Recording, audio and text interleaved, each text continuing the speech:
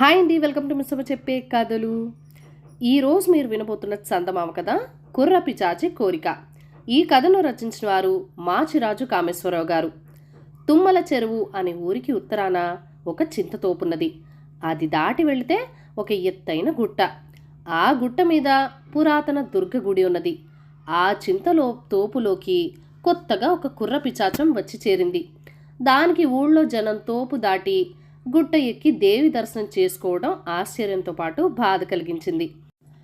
దారిలో పట్టపగలే చీకటి గుయ్యగుండా ఉండే ఈ చింత తోపులో ఇంత ఎత్తు చింత చెట్టు మీద నేనుండగా మనుషులు తోపు దాటి గుట్ట ఎక్కడం ఎందుకు?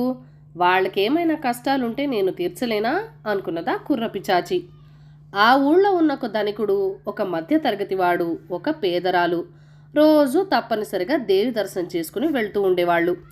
ఒకనాడు ధనికుడు దేవి దర్శనం చేసుకుని చీకటిపడి తిరుగు ప్రయాణమయ్యాడు. ఆయన చింతతోపు ప్రవేశించగానే కుర్రపిచాచం చెట్టు మీద నుంచి ఆయన ముందుకి దూకి, పాపం, శ్రమపడి రోజు ఇంత దూరం వస్తున్నావు, ఆ దేవి నీ కష్టం తీర్చిందా, ఆర్చిందా? నేను చిటికలో నీ కష్టాలన్నింటినీ మట్టుమాయం చేయగలను అన్నది.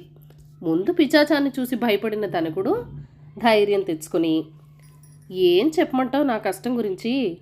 కట్టుకుపోయేంత ఆస్తి ఉంది, అయితేనేం కంటికి కునుకులేదు, ప్రతి రాత్రి జాగరణ చేస్తూ నరకం అనుభవిస్తున్నానంటే నమ్ము అన్నాడు నిట్టూరుస్తూ.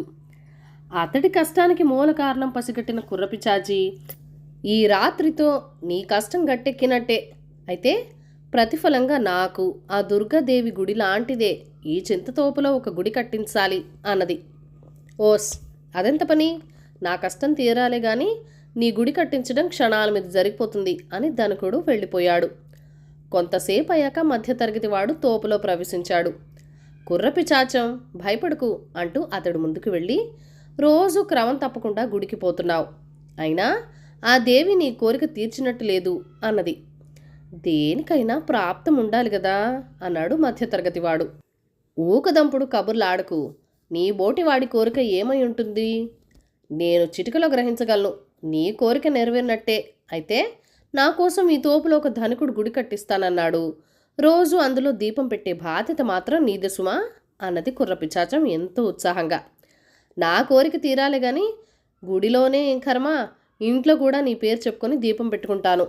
నాకు 25 ఏళ్ల వయసు గల కూతురున్నది, కట్నం ఇచ్చుకోలేకపోవడంతో దాని పెళ్లి జరగడం లేదు, అది గుండెల మీద కుంపటిలా తయారైంది నా ప్రాణానికి అన్నాడు మధ్యతరగతి వాడు. ఇంకత్త చెప్పాలా?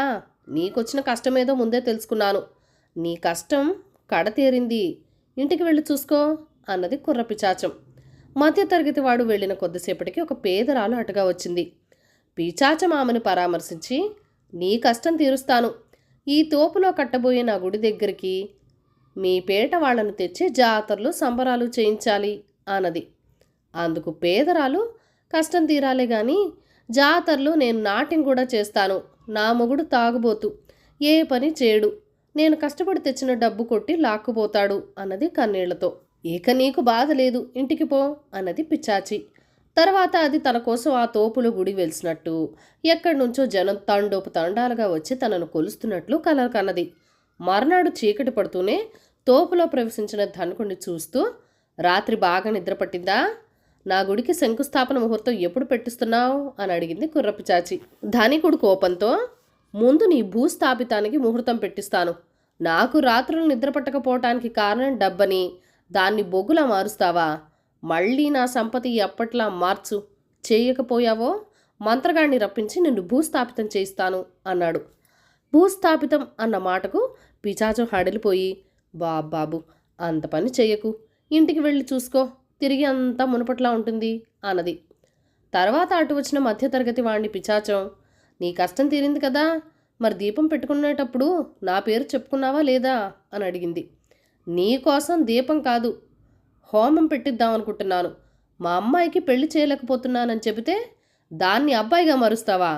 కొత్తగా వచ్చిన మీసాలు చూసుకుని అది సిగ్గుతో చితికిపోతున్నది, దాన్ని మామూలుగా మారుస్తావా లేదా అన్నాడు ఆవేశపడిపోతూ. హోమం పేరు వింటూనే కుర్రపిచాచి అదిరిపడి పెద్ద మనిషికి చేతులు జోడిస్తూ, నాకు హోమం పెట్టించుకు, ఇంటికి వెళ్ళి చూసుకో, అంతా మామూలుగానే ఉంటుంది అన్నది. అతను వెళ్ళిపోయిన పావుగంట కల్లా పేదరాలు బిగ్గరగా అరుస్తూ పిచాచం దగ్గరికి వచ్చింది. పిచాచి ఆమెను చూస్తూనే, ఆహా, జాతరలో నాట్యం చేయాలి కదా, అందుకే ఇప్పటి నుంచే అభ్యాసం చేస్తున్నావా అని అడిగింది. ఆ ప్రశ్నకు పేదరాలు రెచ్చిపోయి, జాతర కాదు, నిన్ను పాత్ర వేయిస్తాను, భూత వైద్యుడు గండయ్యను పిలుచుకువచ్చి నువ్వు చెట్టు దిగకుండా మేకు కొట్టిస్తాను, నా మొగుడు తాగి నన్ను కొట్టి డబ్బు లాకపోతున్నాడని చెప్పినందుకు అతడికి కాళ్ళు చేతులు పట్టుకుపోయేలా చేసి మంచం పట్టిస్తావా అన్నది పళ్ళు కొరుకుతూ. మేకు కొట్టించడం అన్న మాటలు వినగానే కుర్రపిచాచం గడగడ వణికిపోతూ, అంత ఘోరం చేకు తల్లి, ఇంటికి వెళ్ళి చూడు, నీ భర్త ఎప్పట్లా కూని రాగాలు తీస్తూ ఉంటాడు అన్నది. పేదరాలు పిచాచాన్ని తిట్టుకుంటూ వెళ్ళిపోయింది. కుర్ర పిచాచానికి అక్కడ ఉండడం క్షేమం కాదనిపించింది. ధనికుడు, మధ్యతరగతి వాడు, పేదరాలు తిరిగి వచ్చి వాళ్ళన్నంత పని చేయవచ్చు. ఇలా ఆలోచించి కుర్ర పిచాచం అక్కడి నుంచి ఎగిరి అడవిలోని ఒక ఊడల మర్రి మీద వాలి, పాడు మనుషులు, వాళ్లకు మేలు చేయబోవడం నాదే తప్పు అంటూ అరిచింది కోపం కొద్దీ. ఆ చెట్టు మీద స్థిర నివాసం ఏర్పరచుకున్న ఒక ముసలి పిచాచం కుర్ర పిచాచం నుంచి జరిగిందంతా విని, తప్పంతా నీది, మనుషులు పూజించేది దైవశక్తిని కానీ పిచాచాల మాయల్ని కాదు, గుడులు దేవుళ్ల కోసం పడబోటి పిచాచలకు కాదు, ఈ అనుభవంతోనైనా నీకు బుద్ధి తెచ్చుకుని ఊళ్ళకేసి పోక ఈ చెట్టు మీద కాలం వెళ్ళబుచ్చు అని హితవు చెప్పింది. కథ కంచికి మనం ఇంటికి. ఈ కథను లైక్ చేయండి, షేర్ చేయండి. మన ఛానల్ని ఫస్ట్ టైం చూస్తున్నట్లయితే కనుక సబ్స్క్రైబ్ చేసుకుని ప్లీజ్ మీ సపోర్ట్ ఇవ్వండి. మీ అమూల్యమైన ఫీడ్బ్యాక్ అండ్ సజెషన్స్ నాతో కామెంట్ సెక్షన్లో కూడా షేర్ చేసేయండి. Thank you for watching. Bye bye.